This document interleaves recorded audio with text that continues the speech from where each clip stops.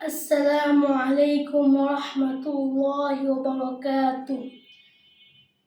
আমার নাম মোহাম্মদ মিনহাজ আলম। আমি আত-তাহফিজ ইনস্টিটিউটের একজন হেফজ বিভাগের ছাত্র। আমি 5টি হাদিস উপস্থাপন করব। 1 নম্বর হাদিস শরীফ, আখলিস দীনাকা ইয়াকফিকাল আমালুল কলিল। হাদিস শরীফের অর্থ, তোমার ঈমানকে খাঁটি করো, অল্প আমলই নাজাতের জন্য যথেষ্ট হইবে। 2 নম্বর হাদিস শরীফ, খায়রুকুম মান তাআল্লামাল কুরআন ওয়া আল্লামা।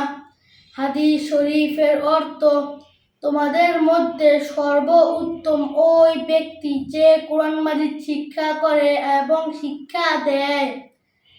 3 নম্বর হাদিস শরীফ, তলাবুল ইলমি ফারিযাতুন আলা কুল্লি মুসলিম। হাদিস শরীফের অর্থ, দ্বীনি ইলম তলব করা প্রত্যেক মুসলমানের উপর ফরজ। 4 নম্বর হাদিস শরীফ, আত-তুহুরু শাতরুল ঈমান। হাদিস শরীফের অর্থ, পবিত্রতা ঈমানের অঙ্গ। 5 নম্বর হাদিস শরীফ, মিফতাহুল জান্নাতিস সালাহ। হাদিস শরীফের অর্থ, নামাজ বেহেশতের চাবি।